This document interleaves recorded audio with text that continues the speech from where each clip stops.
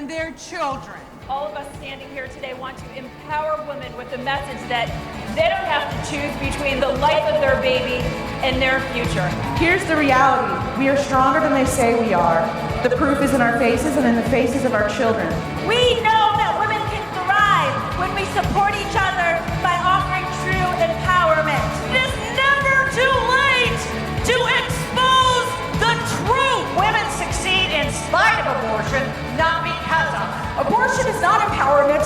Abortion severs the most intimate relationship there is. We as a nation want to come around them and give them better alternatives. We partner in and believe for the whole life and will accept nothing less than justice for all women. Empower women and promote life.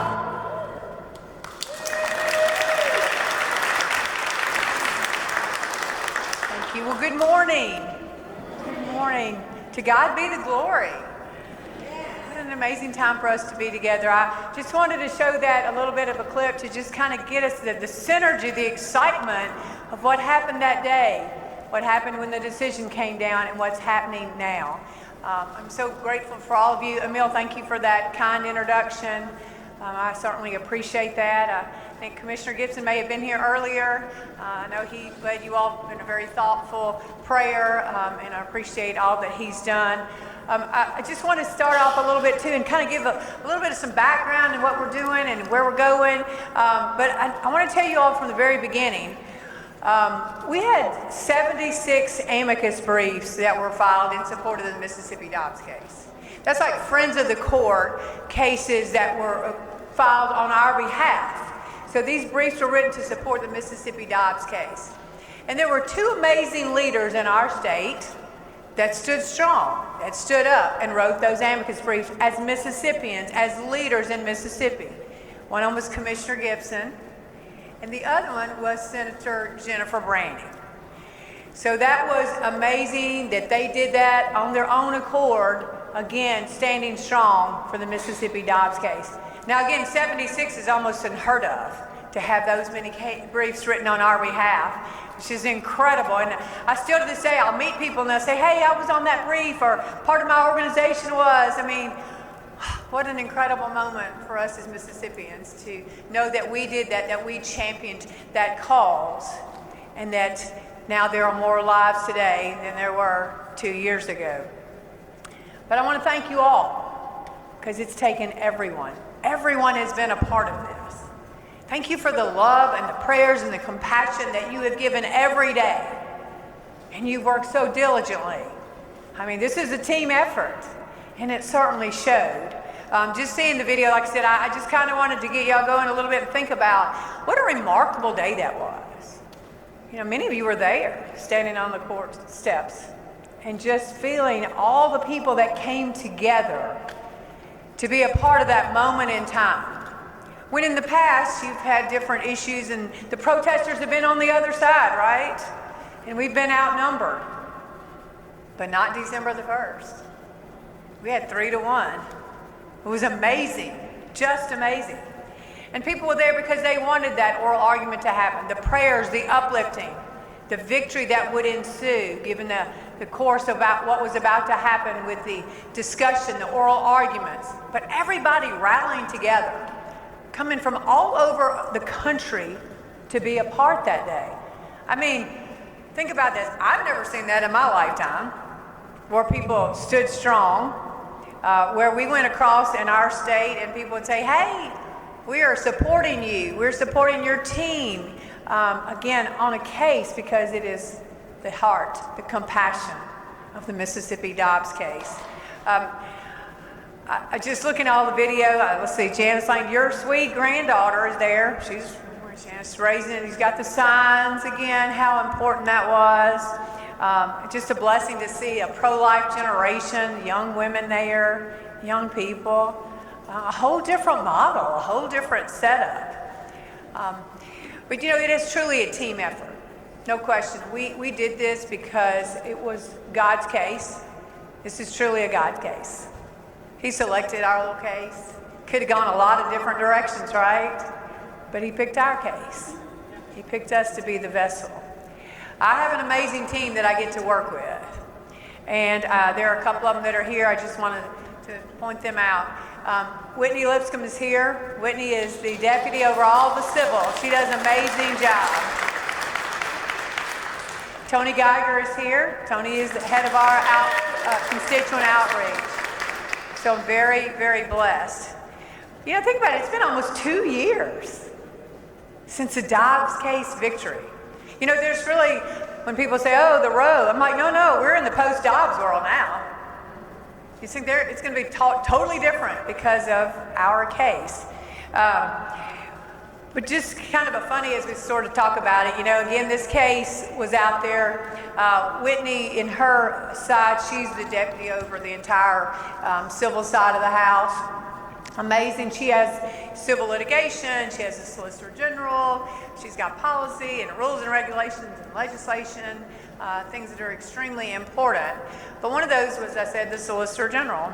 We did not have a solicitor general until we took office.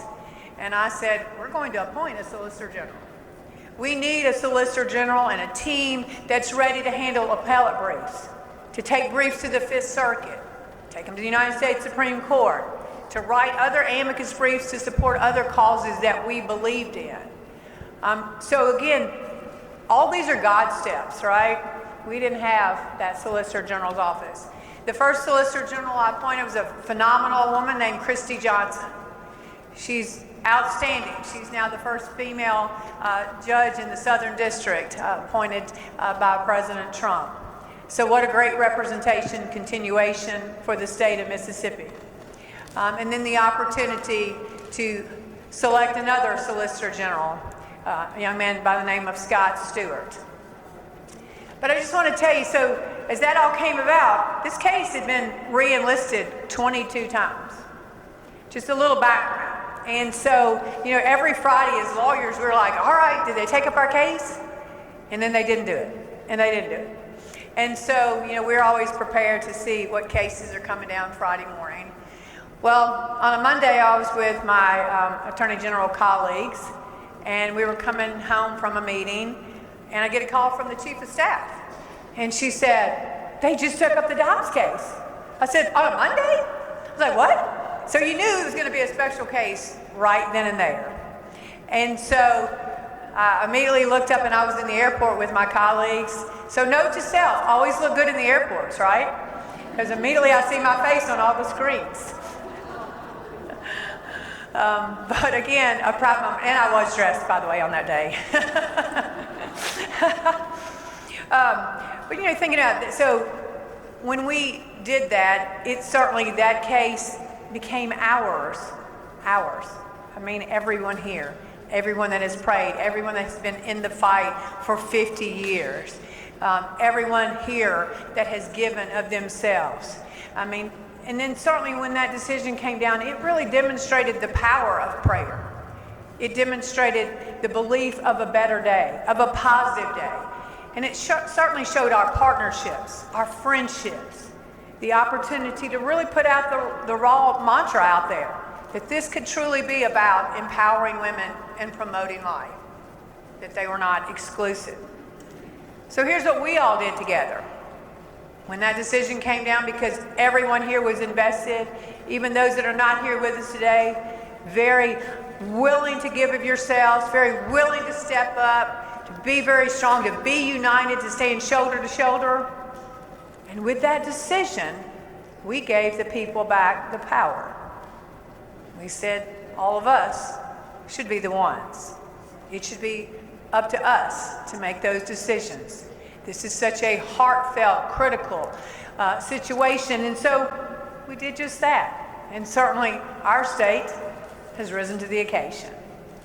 No question about where we stand in Mississippi and how we truly believe in protecting the inherent dignity of life, protecting our women, and certainly protecting our children. When we got engaged in this, again, that happened in May. We had a pretty quick turnaround to get ready for the case. We had to start writing the brief.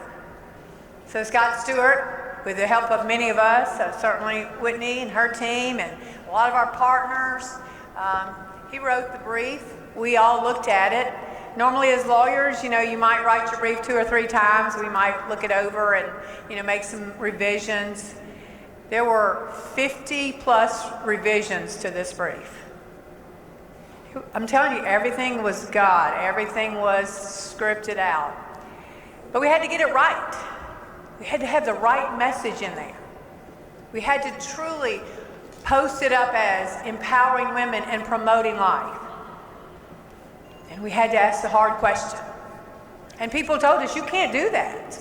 You really can't ask the court to overturn Roe v. Wade. Like, really? Do you know us?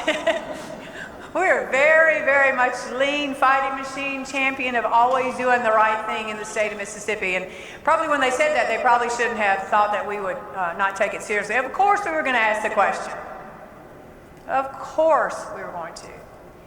So we wrote that brief. Here's the other things that we did. We put a strategic plan into place. And that's significant. We had a communications plan. Again, all of us needed to get out the right message. We need to be able to talk about the case. We need to talk about what's in the brief. We need to think about who is looking at our messaging, our justices, the clerks, who's involved. So that was important. So a whole communication team did that. Again, whole team that did those amicus briefs. Again, being very strategic on how we would prepare for this case. Again, as you get ready for cases too, and you get ready to make oral arguments, we normally will meet our lawyers a couple of times, maybe 3 times, to get them ready to stand up in front of that judge or that panel. And remember, we didn't have that until we got there in 2020 to be prepared to meet our lawyers. That is, again, very significant and a huge change for us in the state. But now looking at how we do it, why we do it. So again, Scott Stewart. He came to us, we hired him. He's an amazing rock star as well. He'd never even been to Mississippi. You know what? We didn't have the Dobbs case then. And here's what I told him. I said, you're going to love us. It's so nice here. Everybody's so kind and friendly, hospitable. We have good food, fun, fellowship. And he took us at our words to say we really are a great state filled with amazing people. I did tell him, though, it will never be dull. We didn't even have the Dobbs case at that point. He didn't leave, though. He just, championed right on. But again, God placed him here.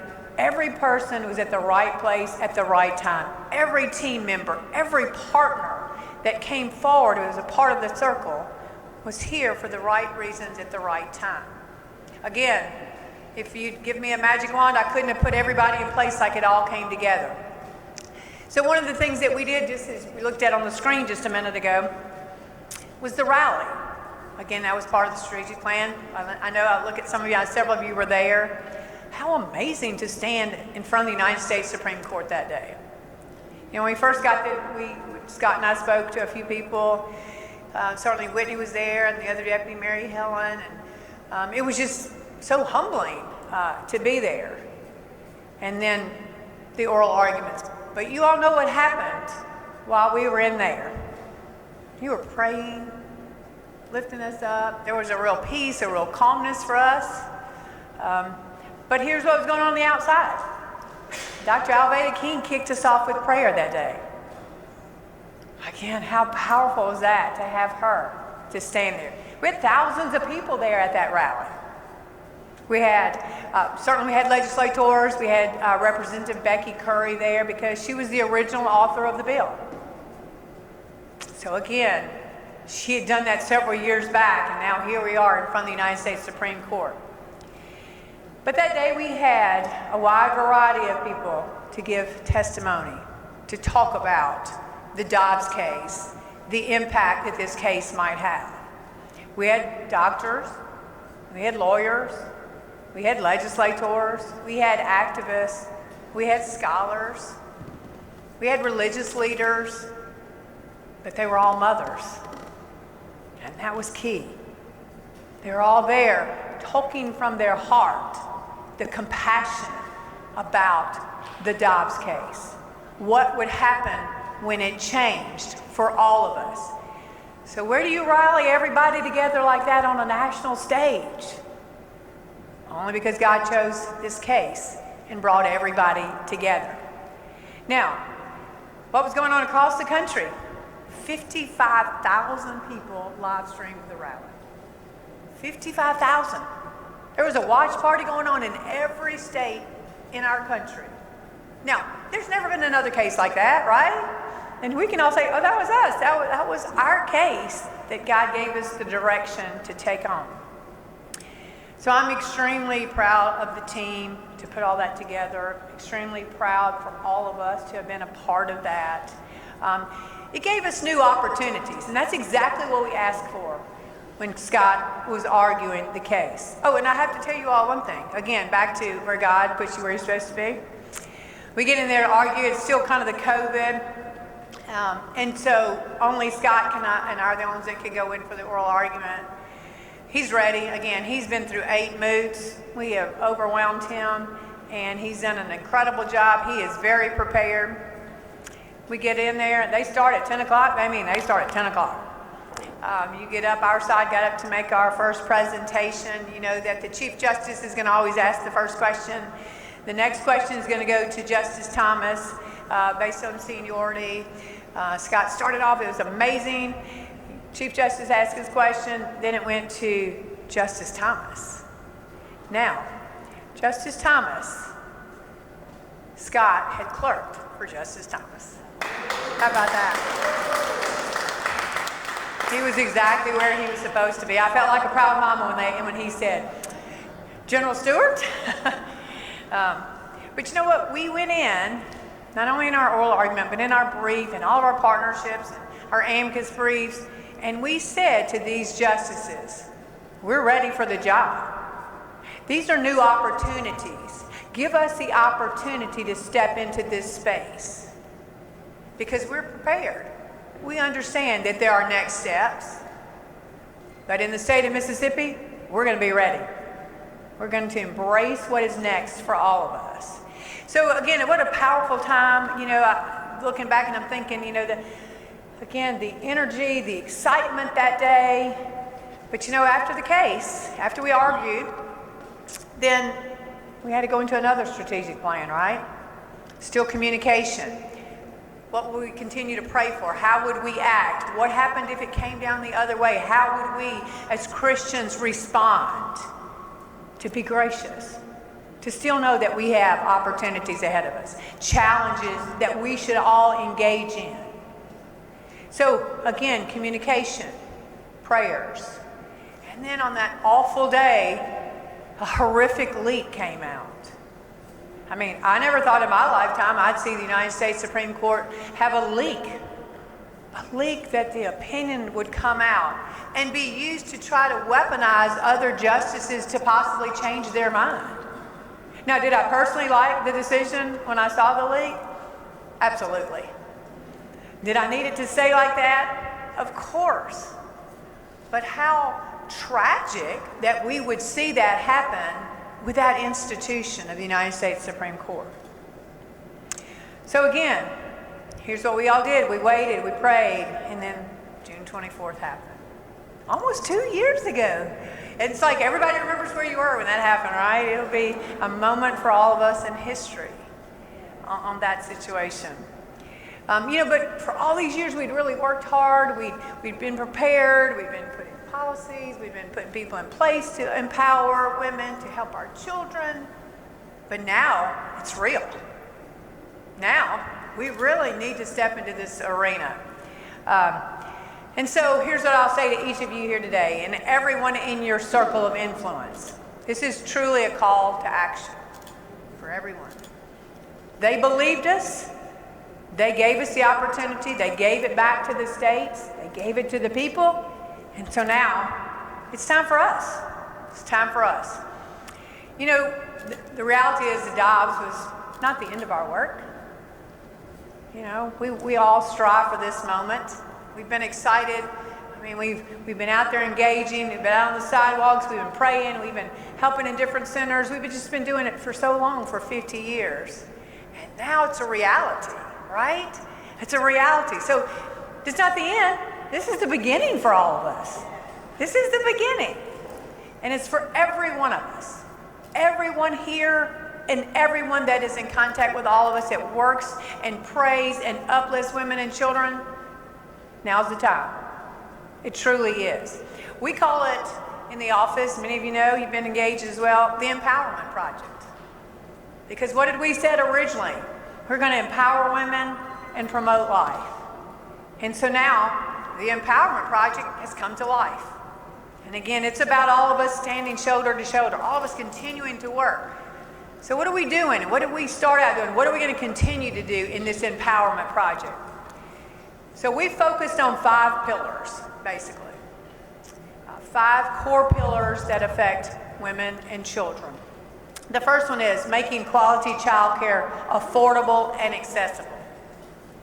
Childcare. Again, we need to get it right on our childcare. Second of all, we need to have workplace flexibility options. That's truly important for our women. Third, improving child support enforcement. Fourth, supporting women with resources and tools to help them and upskill them. And lastly, fix the broken adoption and foster care systems. So let's talk about child care. Affordable, accessible, quality. If any of you all have any child care right now, or you have any grandchildren, it's extremely expensive. So I just want to give you some of the numbers here in Mississippi.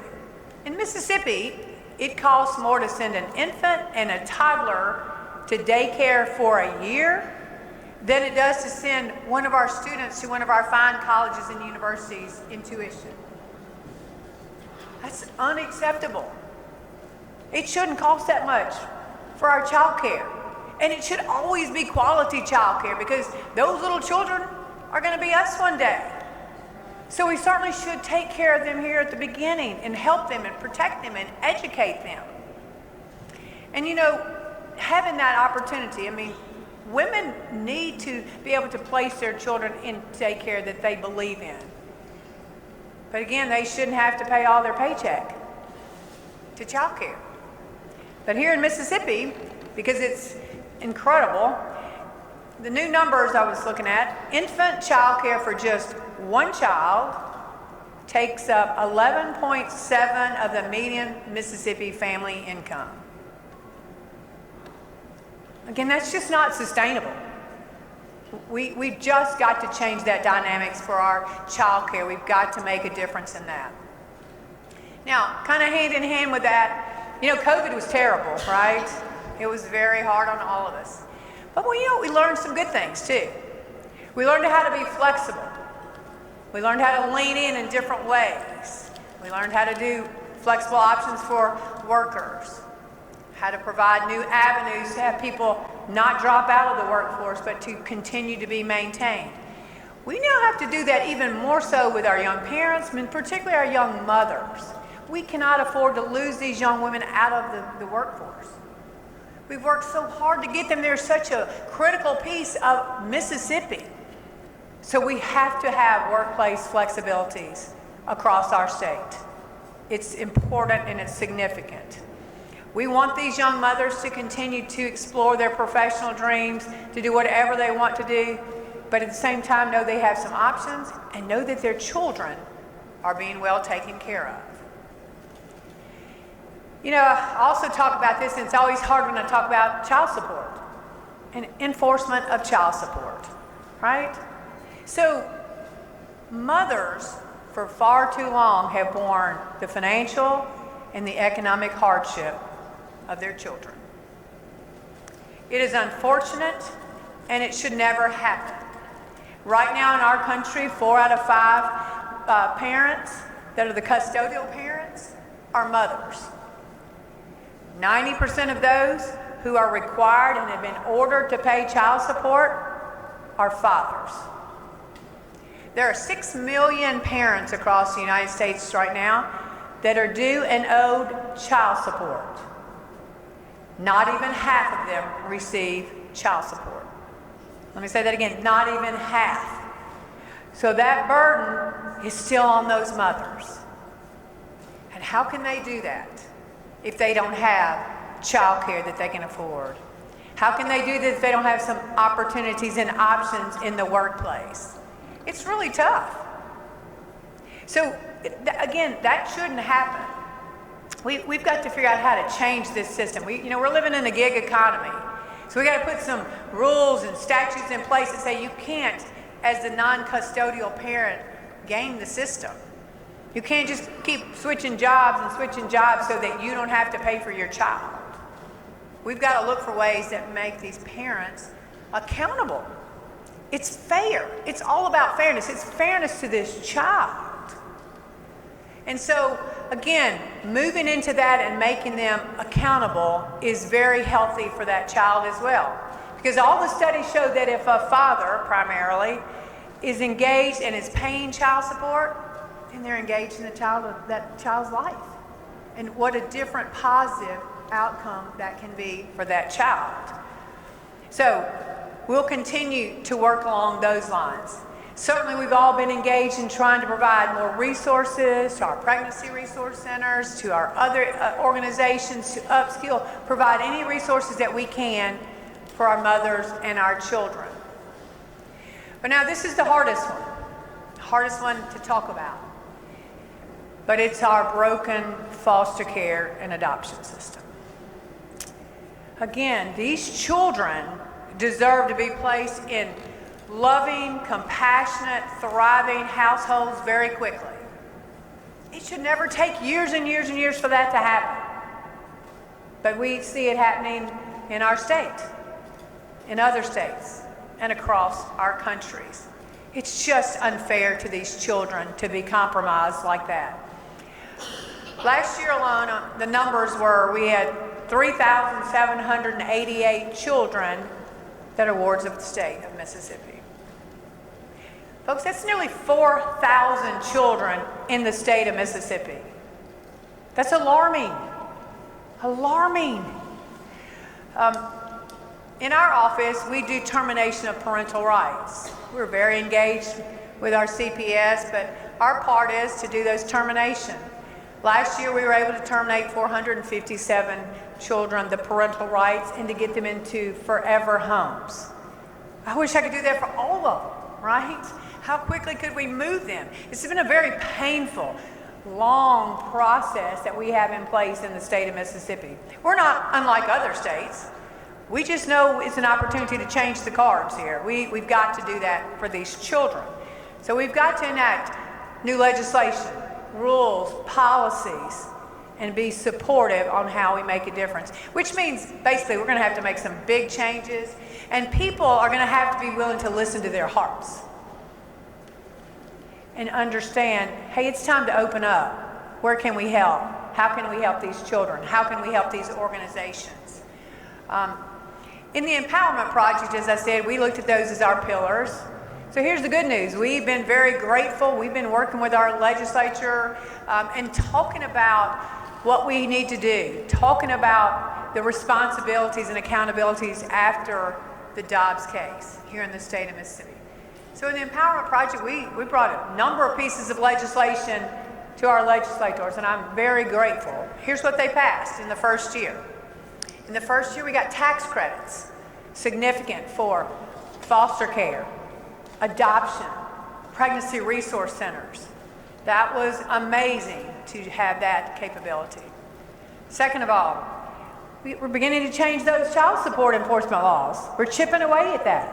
We're going to continue to do that. Every year we're going back and we're asking for new ways to get the child support enforcement in the hands of those mothers to take care of those children. Because remember, that child support can be a difference if a child goes to bed hungry that night, or they have a good meal and they sleep good.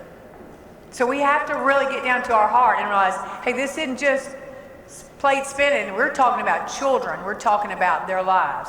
So we'll continue to work on it. But that first year, we got a number of pieces and parts changed. The next one, we love our foster parents. We appreciate the work of our foster parents. So we got a Foster Parents Bill of Rights. That's important. Again, hopefully that helps us have more foster parents that are willing to step in and take care of these children.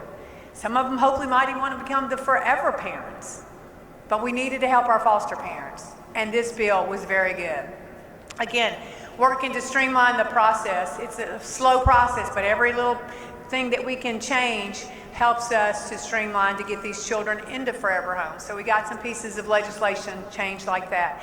We're slowly, surely working with our CPS system to overhaul the entire system, because we need to look at our neighbors that have best practices, and they get those children very quickly, and they move them into their forever thriving, loving homes. Now, we updated our safe haven laws. That was really important, because now we have safe haven baby boxes. Isn't that incredible?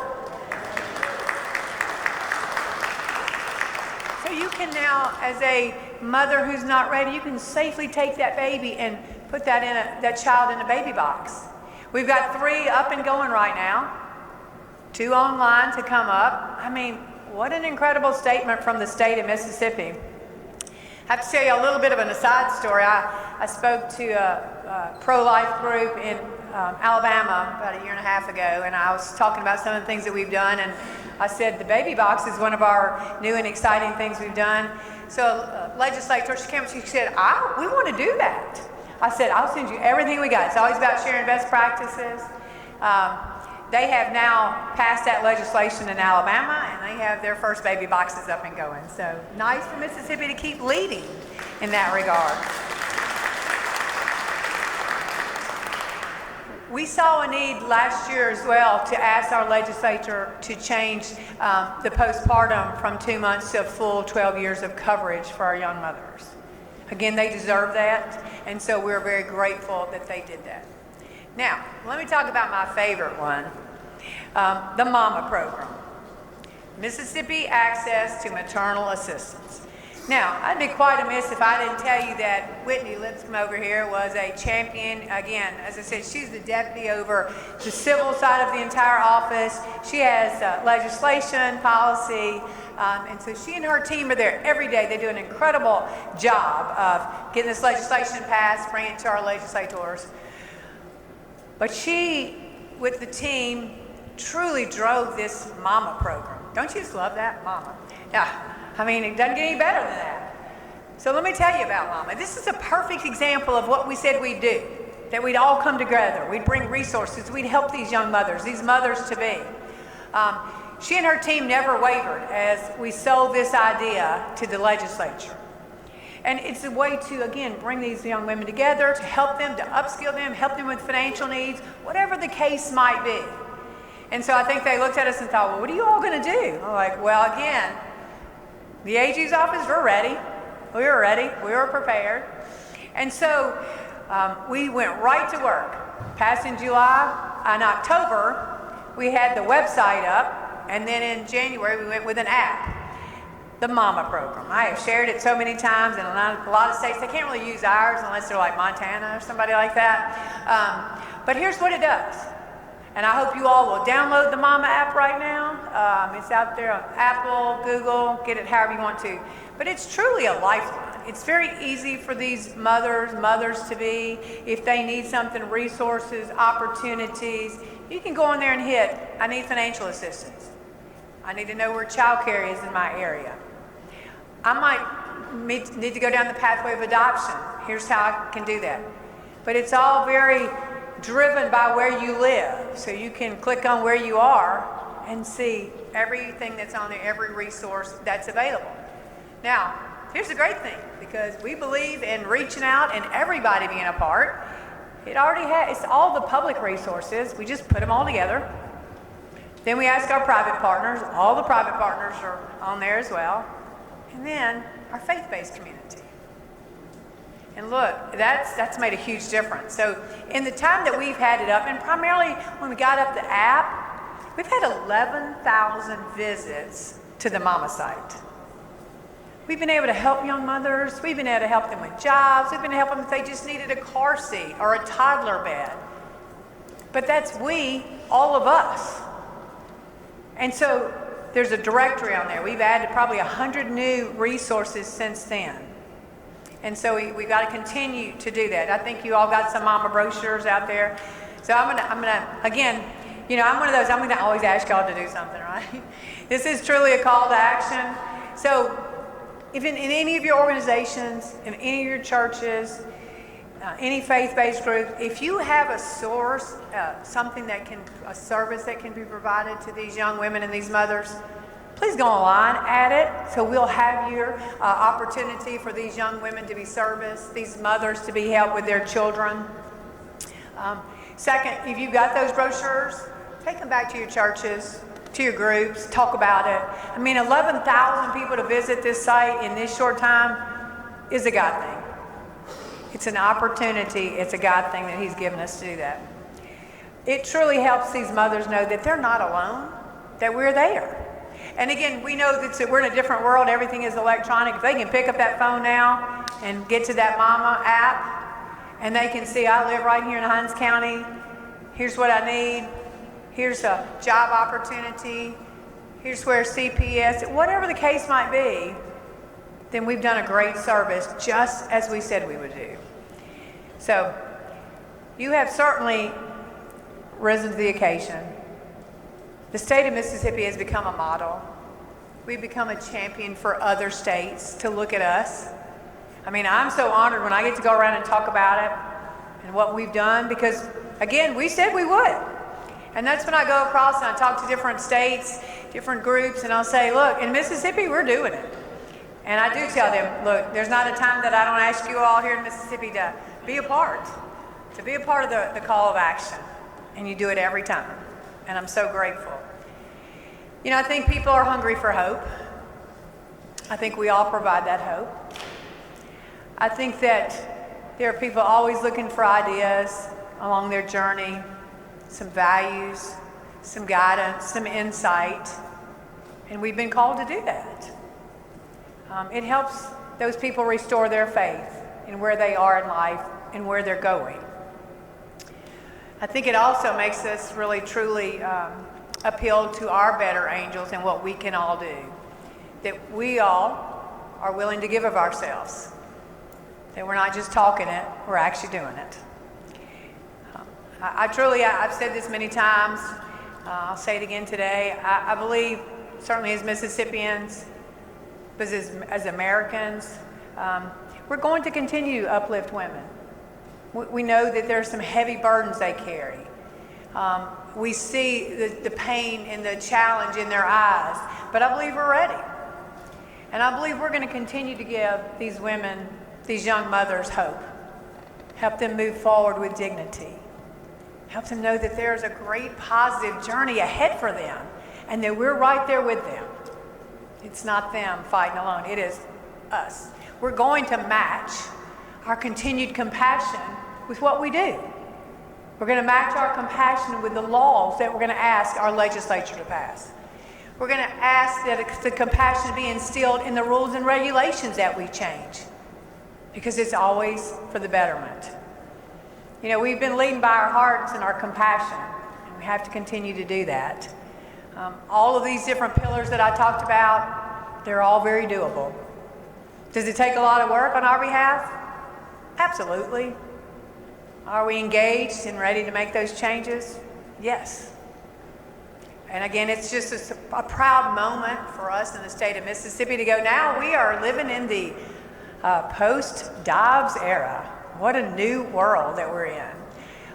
Because people here believed, people here were willing to stand up and stand strong for the cause.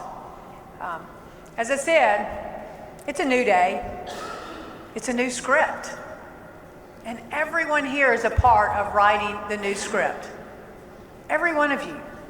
And isn't that exciting?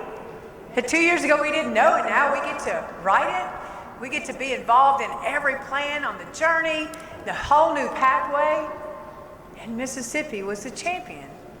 And that's why we have to continue to lead on these different areas and change and be ready to change and be ready to be supportive.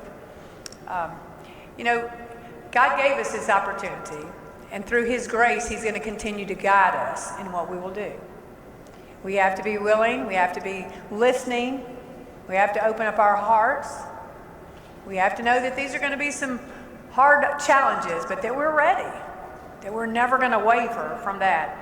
You know, Jesus told us that what we do to the least of these, we do to Him. And certainly, we know that a society will be judged for how it treats those that are most vulnerable. And in Mississippi, we believe of taking care of those, and we will continue to do that. I'm grateful for each of you. I thank you for the work that you have done, but most importantly, I thank you for the work you will continue to do.